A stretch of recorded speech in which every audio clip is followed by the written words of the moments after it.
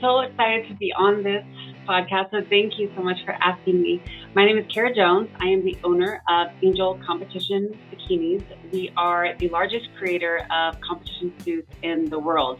We have almost been in business 10 years, and we thrive on making women feel confident on stage. Before the business side of things, what actually led you into fitness and into bodybuilding? I was always into fitness. I was a group fitness instructor, and anything I could do to move my body, I loved. And then when I found weightlifting, I really loved the confidence it gave me, building muscle and seeing those little things I would do every day in the gym have a drastic impact. And then I kind of was researching and saw the sport of bodybuilding, and I had just graduated college. So I was like, I want another goal to do. So I set that as a goal, and then I was hooked. Was bodybuilding at that time, was it something that you kind of saw yourself doing as like a strictly competitive thing, or was it something that was like, let me see where this takes me, see what doors open? Like, what to you was it for, at that time? I did not get into bodybuilding with any intention to ever start a business around it. My pure intention when I got into bodybuilding was because I just love to set goals for myself that seem unreachable and to just constantly put myself out of my comfort zone. So I was just looking at it as just another hobby and something to work towards. And it's led me down this amazing path. And now Angel Competition Bikinis is like so much. I find so much joy from that. And, it's my well-being. So it's crazy how things work out. I think because, a lot of businesses are built on like wanting to do something better, wanting to like, I see this thing, maybe there's something within the market, but I think I can maybe add on to that. I can do better within that. Is that what led to you wanting to start your own, bikini business? Is that, was it the necessity? Was it that I can do better side? What was it? Yeah, so after my first show, which was in 2013, I showed the suit to my mom, and she was the one who kind of gave me the first idea of you could make this yourself. And I remember leading up to my show, the first time I put my suit on, I contacted the company that I got it from. It didn't fit me right. It was not custom made for me. And it wasn't a sense of, it didn't build my prep up. I was so excited to get my suit. And when I opened it, I was immediately like very disappointed, and it really brought down my confidence. I'm a taller athlete, and it seemed like that wasn't even taken into consideration. It was a suit that was marketed as a custom suit, but it just seemed like a normal. It didn't have anything custom about it. The crystal connectors on the side of it were not crystal connectors. It was plastic dipped in a metal coating, and there were just so many things wrong with it. And I was told that this was the best company to get it from. So, from my point of view, I'm like, well, if this is the best company to get a suit from, there's a huge market need for this. And I had never even thought about starting a business, but I saw this opportunity, and I know like how passionate I am. So I knew that even though I didn't know anything about business at the time, that, and I'm also a very, very studious person. I'm one of those people that would I study and study and study. And I still to this day just take courses. So I knew, not having a business degree was not anything to stop me from starting a business. And so one thing led to another, and I quit my job about 9 months later after my first competition. Wow. And, having the, I think the personality type. I think that's what it often comes down to. Like for someone to start a business, it's like someone who's willing to do something a little bit different, maybe someone who's willing to take a risk. For you, has that always kind of been who you are? Is that person who's like, let me just try this, let me see what happens? Uh, yes, but I know that it's gotten almost kind of worse since the business, because I wouldn't say I'm like always trying to take risks, but I do not like to be told no. And I think that as humans, we have so much more potential than what we think.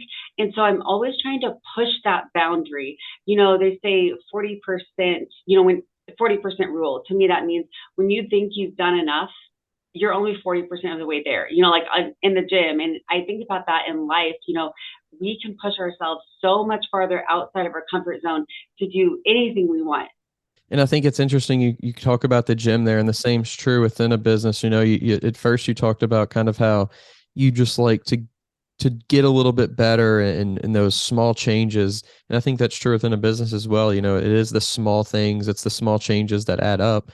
Um, but tell us a little bit about those early days. Like what were they like when you first started, when it's, you coming up with all this on your own and these ideas and the follow through and, marketing it, and tell us a little bit about that, what that was like. Yeah, so it was my twin sister and I, and we had both just graduated college. And so we, decided to do this together. And in the early days, it was so much like a roller coaster. One thing about owning your own business, that roller coaster never stops. So I keep thinking the roller coaster is going to kind of even out in time, but that roller coaster never stops. So when I look back on those first days, I remember constantly thinking, after we get through like the first year, we'll have like the roller coaster will kind of tame down. But that really hasn't, happened. And I'm sure like, especially since COVID, it was like now we live in a whole different universe almost, with the post-COVID business market and everything that goes along with that. So thinking back to those first days, it was almost like I thought, okay, these mistakes that I'll never make again. Well, that's true, but also you will never stop making mistakes. Very true. I mean, it's it's an ever changing world. It's an ever changing, industry. It's people's wants change, people's, needs change. I mean, even an individual, obviously, making every suit for that person. I can only imagine like there's industries out there where it's kind of like, here's what we're giving you. It's a Coke. That's what it is. It's a can of Coke. It doesn't matter who you are or what you want it for. This is what it is. And then there's other industries out there where it's like, this is for this person. Like it's going to be a similar thing, a similar product or service, but this is specific to this individual or this whatever. And so when it comes to that, there's so many variables. There's so many things to think about. How do you now, and how have you learned to, because of all those variables, kind of more streamline things and still obviously do it to the most like customizable way, but make it more of like an efficient process as well? Yeah, so we've done a lot with trying to scale our business. So from the beginning days, we would, handwrite all of the orders, and I would make the suit from start to finish in one go around, and then I'd give it to Lauren, my twin sister, and then she would crystallize it. So now, when you look at our business model, it is a lot different. We started in a small apartment, and then we moved into a house. And now where we are now, we're in a 6,500 square foot facility in Lenexa, Kansas. And so it's almost an assembly line how it goes through our sewing. We'll have one person cut the fabric, which is typically my mom. She's my favorite employee, and she's been with us since the beginning. So she'll cut the fabric, and then she'll line the fabric, and then another employee puts the elastic in, and then the next person sews the tunnel. So it is more of an assembly line now, and it's much larger, obviously, and it's been really, really I don't know, I can't think of the adjective I want to use, but scaling the company, it's been such a learning, and I never stopped learning, because there are so many little variables, as you said, that go into it, and it's exciting for me. And how about working with people, employees? It's so funny to like think about when you started, it's you, and it's even like a family member too can be very challenging to work with without a doubt. But like even when you get other people in there, how have you learned to like work with people differently, fit their needs, but also still, keep the business in mind and all that kind of stuff? Yeah, that's a great question. I truly love all of my employees so much, and we're like a big family here in Kansas City. There's 20 of us. And one thing that I did have to learn the hard way in the early days when we would start hiring people, we made our first hire, not counting my mom, in 2016. And that employee is actually still with us, which is so cool to say. But I learned how much of a control freak I am and how important it is to truly trust other people, because as much as you can say, oh yeah, I trust them, blah, blah, blah, your actions will show if that is not true. And I know from the early days, especially with the first few employees, I would say, oh yeah, I trust them. But then if I'm going in and doing their work for them, like it was, it's so like I've learned a lot about myself through this, but it's trusting your employees and really, really being able to delegate and understand that I can't do everything. I need to empower those around me and build up their confidence to excel in whatever they're doing. Because with our marketing, we have someone who's really great with making content on Instagram. So just pushing the confidence on them and being okay with not doing everything. And when it comes to like hiring a new person or just, looking for new people, for people out there who may be kind of in a similar position to where you were, who want to grow a business and they're like, oh man, I'm really kind of overwhelmed now, need a second person or a third person. What would be your advice for looking for that person to help you? What are some things that you look for, maybe some red flags or some things that you're like, okay, that's a good sign. Like, do you have any of those? We do have some interview questions. One interview question we have that I think is pretty unique is on a scale from 0 to 10, how lucky are you? And so we look for people to write a 10 because I think it's a question that it's not something people can Google. How do I answer this question? And it's not something that they teach in school, how to answer that question on the interview, because interviewing people, I've learned the hard way. Some people are very, very bad at interviews and they're amazing employees versus other people are very good at interviews and bad employees. So we put that question in because it kind of talks about someone down to their core. I believe everyone in this world is the luckiest person alive. And so that's, to me, I know that seems like an odd question, but that's one of them that we really like to use to ensure we're hiring people that, look on the bright side of things and are able to just answer immediately, yep, I'm lucky, 10, I'm so lucky. Right. And I think that having that mindset is so important in any person, but in an employee, because you can train them how to do a certain job, but it's so hard to change somebody, how somebody thinks. Mm-hmm. Yes, it really is. It's so hard to change how someone thinks. Yeah, that's so true. And so when it comes to that training side though, do you do anything specifically on the specific like task that person will be doing, like ongoing training, or is it kind of just like go out there and learn this stuff more about it? You put that burden on them more, like how do you handle that? Yeah, that's a great question because a lot of our tasks are very skill based. For example, a seamstress, we wouldn't hire anyone that had no training as a seamstress. But our products are so different. Even when people come in with an extensive background of sewing, we still have to train them and do quarterly, monthly updates on how you sew the suits because the suits are sewn with four-way stretch spandex fabric that has a hologram coating on it. And there is no one that's ever come to us and said, I have a lot of experience sewing four-way stretch hologram fabric. So, and it is a whole different ballgame than sewing other types of fabric because I don't know if you've looked at a suit up close, but the fabric is it's very slippery and things like that. So to go into that, yes, we do have to retrain and train people on an ongoing basis. And what does it feel like to you, especially, I guess, even earlier on when you're learning about all this stuff because, you're the one doing it, right? You're the one that was basically at least being a part of every step of the process. Um, how did you go about to just, was it trial and error? How did you go about learning all this stuff and then feel confident to be like, I know enough about it to tell someone else how to do it? Yeah, I had always known how to sew because my mom sewed all of our clothes growing up. And so she taught us how to sew. And so I used that knowledge and we make tweaks to our pattern in our process all the time. So I don't know if you're familiar with the concept of two cent get lean. So we're constantly, finding little ways to improve our efficiency, to improve the quality. And every single year, you kind of mentioned earlier how bodybuilding has evolved so much. So every single year, about December-ish, we evaluate our current patterns, send a fit and survey out to all of our customers, talk with the judges, and see, what tweaks can we make on our pattern to excel our customers for the next year. And if you look at year by year, the difference is very minuscule, but if you look at the difference between 2013 to where we are now, the shape has completely changed because the judges just want something a little bit different every year.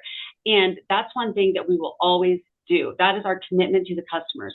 We are always changing to give you the most confident look on stage. That is actually what the judges want to see today, because that changes very quickly. And do you have any people who come to you and they're like, I know this is popular right now, but I want to kind of try to stand out, be different, change the game?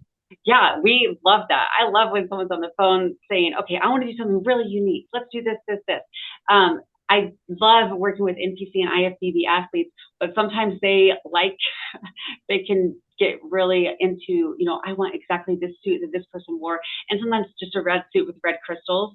And so starting in 2017, we came out with our suit, the Angel Pro Multicolor. And that really took off. And it was the first time any bikini athletes were wearing multicolor suits on stage. And now, since then, we've been pushing it every single year to make our designs more and more unique and more options for the customer. And if you look at our site now, our top sellers are not just the single color, blue crystals on blue fabric. We go all out and do different combinations.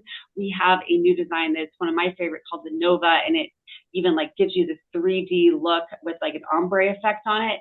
So it is really fun when people are willing to push it and get a suit that matches their personality and have that unique little twist on it.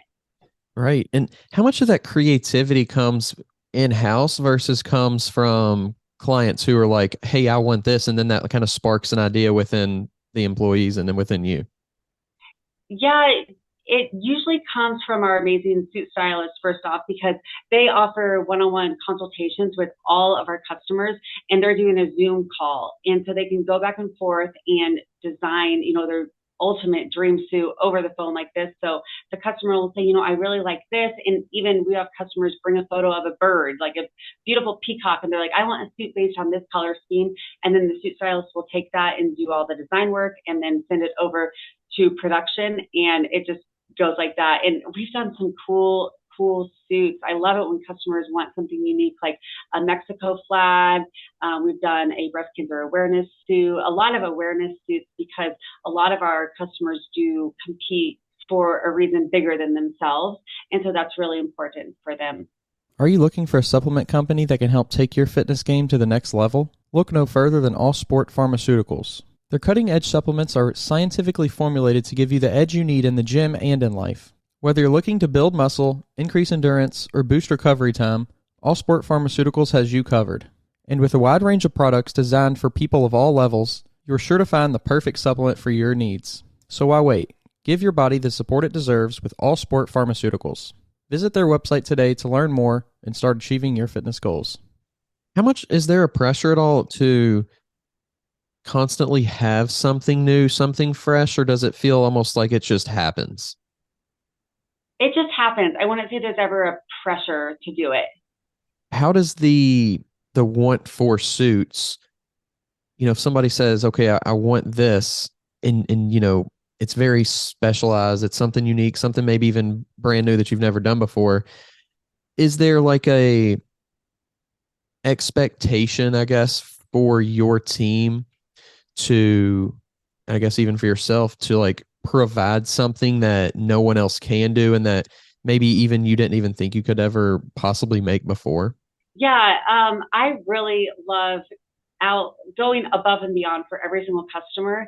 So when we go through the life cycle of the suit, we send our customers updates along the way, and we provide this over the top experience for the customer. And I know I said our mission is to make you feel confident on stage, but it goes further than that. We want to make you feel confident when you click that pay now button, because I know that can be scary. So clicking that button with confidence, being that we were just on a Zoom together and we got every single one of your measurements, to have that overwhelming confidence in us. And then as your suit progresses, we'll send you videos of your actual suit being made to just give you those little bits of confidence as you go through prep, because we know how hard prep can be. So I always like to tell the team, imagine these customers, they're on the elliptical at the gym, they're hungry, they're tired, they don't want to be there, and then they get on Instagram and then they open their inbox and they see a picture or video of you sewing their suit. That is so, it makes their whole day, and it just gives them that little extra push, because I'm sure you need that extra push in prep as much as you can get it. Yeah, it's interesting what like little things can motivate us and can help us in those hard times, whether it's, a suit or even just like another piece of clothing that you're wearing that day that makes you feel like, you can do it, or whatever it is. It's very interesting what motivates us as humans. What are some of the struggles, I guess, of like just everyday business of making suits that someone may not be aware of just from the outside looking in? Well, we are by far and away the minority of businesses in the U.S. And I say that because only 1% of the businesses here in the U.S. actually start from raw materials on their product and their apparel product and make it all the way to a finished good to sell to the customer in the U.S. And we do that. We start from a bolt of fabric. Now, we don't actually like weave the fabric here. And then we start from the connectors. So we don't have a machine that makes connectors. We do order that, but we have all of our raw materials, and then we start to finish, make it here. And having all of those raw materials on stock so that we can do a 2 to 4 week turnaround time on your suit, it provides, it's a big process of how many different variables we have, because, we have the options are endless for competition suits. And so some people, we like to give tours of our space, and people are always blown away by, wow, there's a lot, it's just a lot to look at. Crystals all over the walls. We have so many different little teeny tiny containers full of different crystals, and it's a really cool space. So if anyone's listening, if you're ever in the Kansas City area, let me know. We'll give you a tour. I've seen a few videos on some tours that people have done, and it's so interesting, how it's just like so open. Here's what we do, here's how we do it kind of thing. Does there ever feel like there's anything out there that's pushing you to keep being like at that level that you are at as that business, and kind of like the way that you represent bodybuilding in general, and just the way that you kind of are doing things? Does it ever feel like it's like, man, we have to keep this up, we have to be here at this level because people are kind of looking for us to do that? I wouldn't say it's a pressure. It's more of an excitement feeling. I don't feel, or I guess it's a positive pressure feeling that I have. So for our Angel Fashion Show, we are doing those now all over the U.S. And there is a lot of excitement around that, because we have so many women that want to walk in these fashion shows, and the application process, it can be hard to narrow it down. And I guess there's pressure, but again, it's excited pressure. There's pressure to put on more shows, more fashion shows, because of the amount of applicants we have. And it's heartbreaking to tell athletes, no, you weren't accepted at this show, because we just have, we can't have 3,000 models at one show. So I guess there's definitely pressure to keep doing the fashion show, but that's my joy. I love the fashion show, all about empowering women and giving them a place to show up as their true, authentic selves, and just connect and, meet your new best friend, which I've met so many friends through the fashion show. I absolutely love it for that reason alone. And when did those start? 2018 was our first fashion show. Gotcha. And what really inspired you to do that? And how did the process of getting that first one and learning like, oh, we have to do this, and this is also another aspect of planning this thing, and how did that go for you? The first fashion show was super small. We found a stage at the KC Expo, Fitness Expo, and we were like, hey, can we walk on it and do a fashion show? And the feeling that I got after I got off that stage was, okay, so flashback, beginning of 2018, I hadn't competed for 5 years. And so I was thinking, I'm going to get back into the sport this year. I'm going to do a show in June. And I remember the fashion show was in March. And the second I stepped off stage, I looked at Lauren and I said, nope, that did it for me. I don't need to compete this year. That was enough. That gave me everything I wanted off of a stage experience this year. And so I don't need to compete, because as much as I love competing, I'm sure you know, it is very difficult to run a business and compete for myself, because I want to be able to give the business 100% and be on my A game every single day. And the reality of the sport is that as healthy as you can do it and as hard as you work, you're going to have some sacrifices. It's been a really good thing for me to feel confident in an off-season body. Yeah, and in those sacrifices from, from doing anything that you want, it's insane like what people are willing to sacrifice, whether it's bodybuilding, a business, education, whatever it is, their career. How have you been though able to balance the things that are necessary to sacrifice with the things that you just don't want to give up, that some of that free time, some of that, family time? How have you kind of balanced that? It's a struggle, to be honest. Like, it is something I work on constantly, finding that balance. And I am always, in my opinion, I am tipped too far on the work side of balance. And, my work is my play. My work is my life. I don't really find a definite difference between, work life, home life. It kind of all intermingles. But I know that, I do have work to do on if I do want to go home and not work, to just be able to shut that part of my brain off. It's like, it kind of goes, well, do I want to shut it off? Or how's my mental health? So that's one thing that I will say has always been a struggle for me. And I still, to this day, currently struggle with that. What are some of the ways that you found to manage the brain, I guess, in a lot of ways, the constant like, oh man, is this going okay? Or I need to write this idea down, or, how have you, what are there some like practical ways that you've done that? Yeah. So since I started the business, I actually became a yoga instructor, and I like deep dove into meditation and the whole yoga and Buddhist lifestyle. So that's one thing that I will say has brought me a lot of joy and able to calm my mind down. But another thing is really taking a second, if I'm feeling stressed out, and think about, what are my core values of Karah? What are Karah's core values? And, one of my first core values is having the energy to show up presently around those that I love. And then when I think on that, if I'm constantly going in my head thinking, oh, this is a good work idea, do this, am I actually living that value? Am I giving my full energy to the present moment around those people I love? And so that always helps me to define those core values that I hold. And because it's, as I said, my work is my play. So it's not a line that I necessarily draw where, okay, here's work time, here's home time, work-life balance. I think that's very hard for people to do. And I have tried before to have more of that work-life balance. But for me, it's more of defining who I am as a person and showing up as that. And not necessarily, you don't need to have the textbook work-life balance. Right. Yeah, I think that's definitely different for everybody, and I think it changes when we're starting something. It's a lot different than from when we're in the middle of it versus when we're about to get out of that certain, maybe getting out of the business or selling the business or retiring from it or whatever it is. It's a constantly evolving kind of like where that percentage lies. And kind of along the same lines a little bit, does the bodybuilding season fluctuate the business as far as like, this is our busiest time, this is more of a slow time?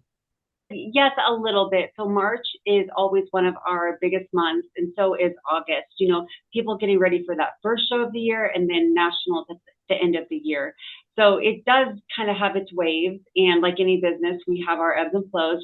Some good months, some not as good months. We're just constantly growing and getting more sales every day, which I'm very fortunate about, that we don't have to spend much on, marketing, because our word of mouth marketing works wonders for us, which has been very nice.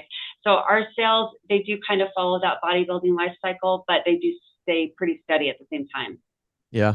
And with the athletes that you work with, especially the sponsored athletes, how do you what do you look for in an athlete? What is it like? What's that personality, or what's that person, or is it success? Like, what is it about a certain individual that is like, this is going to be a good relationship? Let's work with these people. Yeah, so the first thing we look at is for someone to be a good role model to others.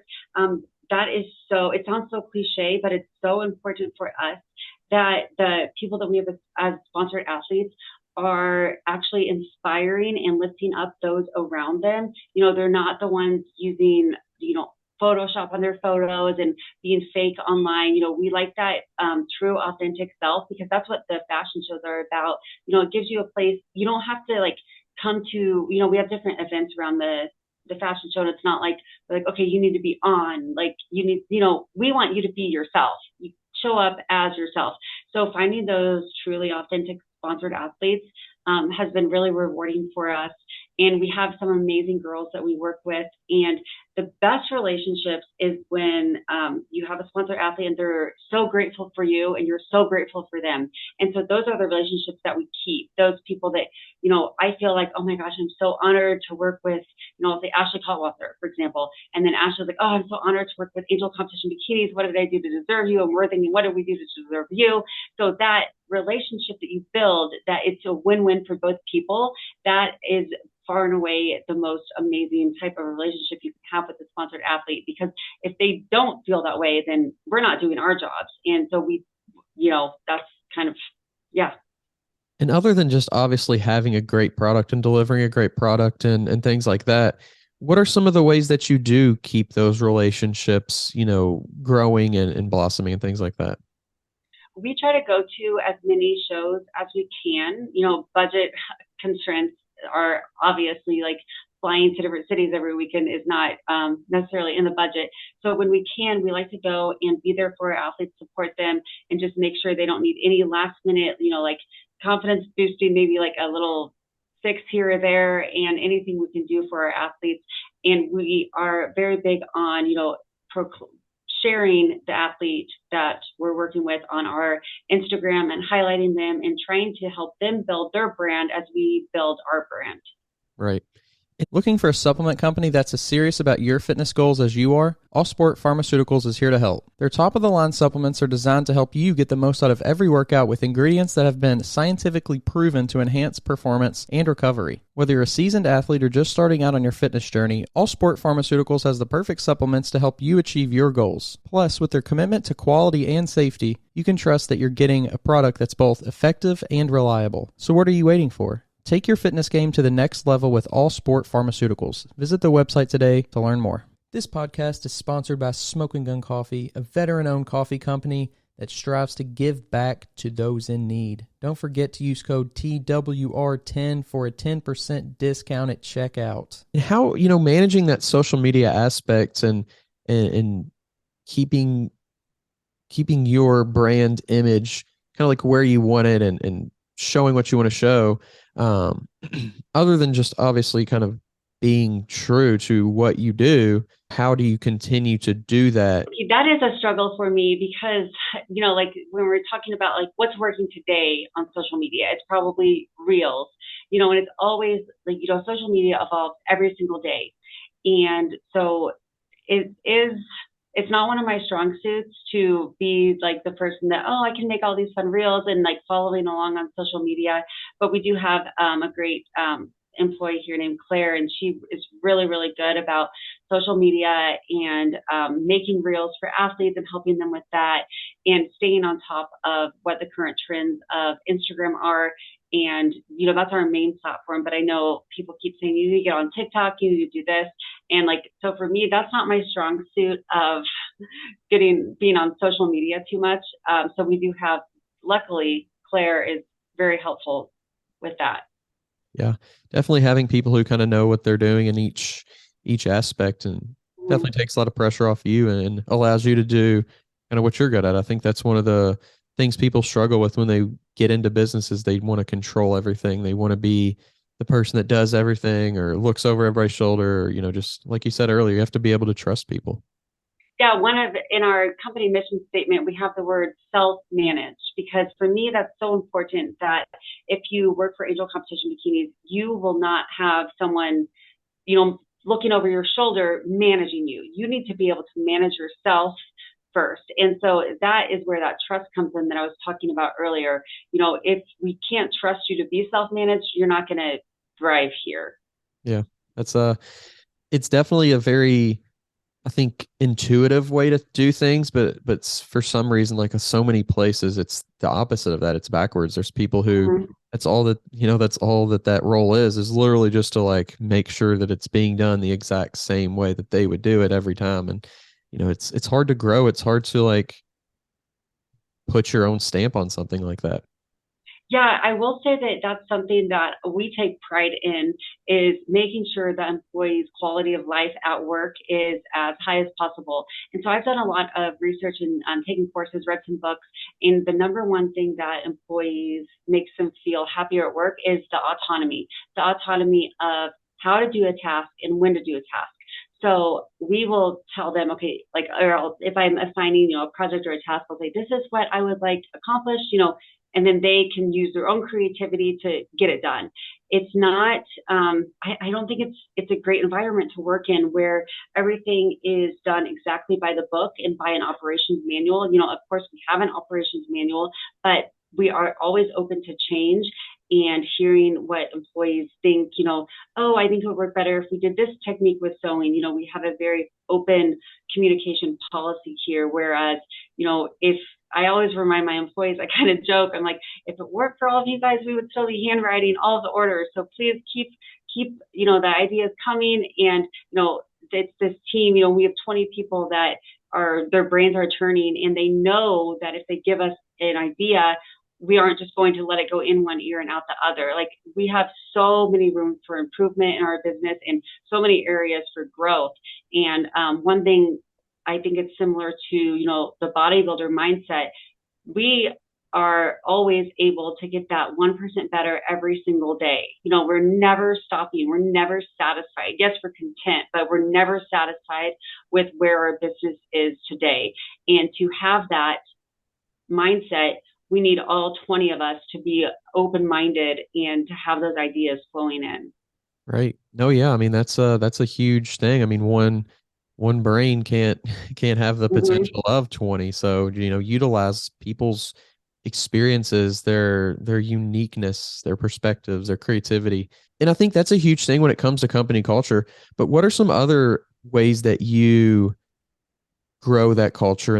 Yeah, so we have efficiency standards that need to be met, especially on production. So it can be not stressful, but we are a very fast moving environment. We're making suits. These are on a timeline. Girls need them for their shows. So there's no room for someone to, not be doing their job. So it really is helpful for our culture that it is a group of high performers, and we do get work done. It's not a low key,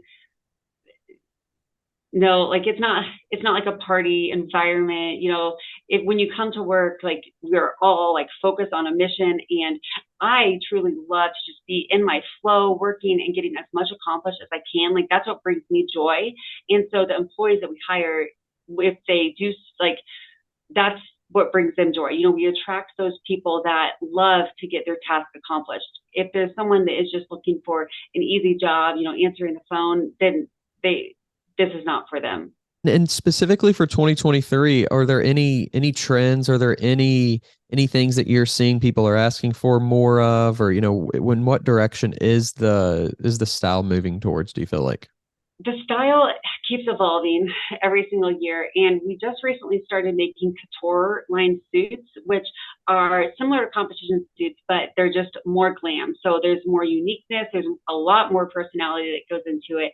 So I do see the need for more of these couture high fashion suits being worn, whether it be for an Angel fashion show, or even if someone is wanting to do a competition and they don't want to wear the standard suit. They can always order a couture suit. And, I know it's not worn as typically much in like the NPC right now, but, maybe in time that will change. especially in the bikini division, it's all about showing your personality with your posing and being confident. It's more so than other divisions that have more strict posing. For example, figure, it's a little bit hard for a figure girl to show a lot of personality because the posing is so strict. So for the bikini division, it's not so strict. So if we could give girls and inspire girls to maybe think a little bit more creative about their suits or be more open-minded to having some extreme, high fashion suit to wear if that's where your heart is. Right. No, yeah, I think it's so interesting in bodybuilding, the difference. On the surface level, it's like, okay, it's bodybuilding. And then you look into it and it's like, oh my gosh, there's truly so much difference between like how each one of these people, even though they're kind of going through the same, they're training, they're dieting, they're, going through a prep, they're doing all the same stuff, similar stuff. But then it's really very different when you get into like how they present, what they've built over the last Yeah. weeks, years, that kind of thing. Yeah, definitely. And it's so cool. It lights my heart up when I see someone who, started a prep and they were like, oh, I just don't think I can do it, because a lot of first timers, they will say, oh, I could never do that. But then once you make that first step and just see them, oh, I'm getting goosebumps thinking about it, see them step on stage and just that feeling when you're on stage of accomplishing that goal that you never could, that feeling is worth so much money. Like when you think about it, there's no money that could buy that feeling. And that's one thing that my favorite part of the sport is, people get into this, and everyone, even like myself, I was like, oh my gosh, I could never do that. But then once you do it, you're like, well, what else can I do? So I'm obsessed with the sport for that reason. It's really powerful how it, does change people's lives from obviously an opportunity perspective for a lot of people, but also just from what they think that, how they feel about themselves, the confidence, all that kind of stuff. It's really special. From, if you're just looking at the suit industry as a whole, what do you feel like sets your business apart? What do you feel like your business does just to maybe another level? Maybe it's a few things, but what do you think that is? We build this experience for the customer, being that our team is active competitors and athletes in the sport. So we have 3 suit stylists that are current nationally qualified NPC athletes. And so that is one thing that really sets us apart. We offer Zoom consultations to any customer that wants it. And our job is to take their current stage photo, or if it's a new athlete, to look at their current physique and make them a suit that will, help them stand out on stage. And if they are coming from us from this is their second show, our goal, we want our suit, it's going to be better than your last one, wherever you got it from. We are 100% confident that we will make you the suit of your dreams that will help excel your confidence. So it's all about that feeling when you put it on. And it's not something that you can, you can't just make up and say, oh yeah, I put this on and I feel confident. You see it in the actions. You see it in the photos. It's a feeling. There's no words to describe, what makes our suits different. And it's that confidence that when you put it on, you feel like $1 million when you put that suit on. Confidence, to me, it's definitely the sixth sense. Like you can smell confidence from a mile away, and you can, like, if you aren't confident about who you are down to your core, then there's going to be all sorts of anxiety going on in your head. I've struggled with anxiety before, and one thing that is always the reason of my anxiety is there is a mismatch between, my actions and my feelings. So to me, I think as a child, I was always told to be confident. And I would say, oh, I'm confident, but I wasn't. And to me, I didn't understand that I wasn't, but I was like, why am I having anxiety? Honesty is my number one value in life. And that's now looking back, I'm like, I felt so much anxiety because I was going against my core value in life by saying that I felt confident when I wasn't. And it's so interesting to think about. And, entrepreneurship is such we learn so much about ourselves, and that feeling of confidence, and me standing here right now, completely unscripted, saying, I feel so confident in myself down to my core is something that I never understood what that even meant before. Like I could even, it's confidence is something that has to be earned for yourself, like, and do whatever you need to do to do it. But it's something that you earn. It's crazy. And I think in another 5 years, even a year, I'll probably look back and be like, oh, well, you weren't near as confident as you are now. I'm one of those people that is just completely obsessed, almost to a fault, with self-improvement, self-growth, and learning. And so I have that mindset. If I don't look back on myself like 3 months ago and almost cringe, then I'm not working hard enough, because I've made a commitment to myself to constantly get better in every aspect of my life, to just be this, I just love seeking wisdom and learning. And that's just a constant thing in my life. Yeah. I think that's, it's so interesting because so much of bodybuilding is that. So much of being an entrepreneur is that. And I just think having both of those experiences and kind of understanding like that this is what I gained from that, I'm going to apply it to this, it's so powerful. But with that being said, I really appreciate you coming on the podcast. It was great getting to chat with you a little bit this morning and kind of learning a little bit more about you, about the business. If people want to find it, where can they find Angel Competition Bikinis? Yeah, we're on acbikinis.com, and then on Instagram at Angel Competition Bikinis. And yeah, we would love for you to follow us. We do a lot of inspirational posts and a lot of resources for athletes, especially first timers. Yeah, that's great. The resources aspect, I think, is so interesting, because there's businesses who they're great businesses, they sell great things, but then there's those ones who go beyond that, and it's like, how can we help people who maybe aren't even going to buy from us, or this is something that they're going to understand is important, and then that converts them into a customer. And I think that there's a lot of potential when it comes to these smaller businesses to because you can buy anything from Amazon, right? But who's behind that? Who's caring about you? Who's gonna call you up and say, hey, are things going well? And who's gonna get on that Zoom call? And there's just so much power within a small business, and the resources aspect, I think, is a huge one.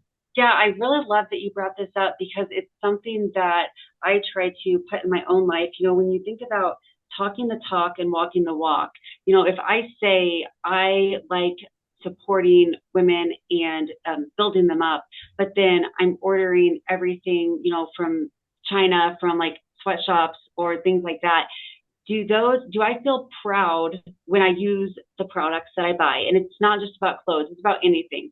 Do I feel proud? And does this, where I'm putting my money, am I talking the talk and walking the walk? So I really like that you brought that up, because you can always, go buy a suit from India, and I'm sure that it's going to be cheaply made, but it will also be cheaper. So if that's where you want to go, but when you put that suit on, what does that make you feel? But anyways, Daniel, it was so great to talk to you. You asked some amazing questions, and I really, truly enjoyed this conversation.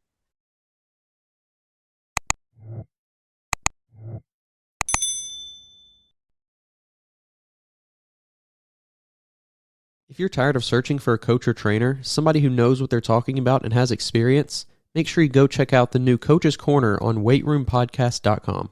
You can find quality, qualified coaches to help you achieve your goals, whether that's in bodybuilding or just general fitness. Stop wasting time and start achieving your goals today.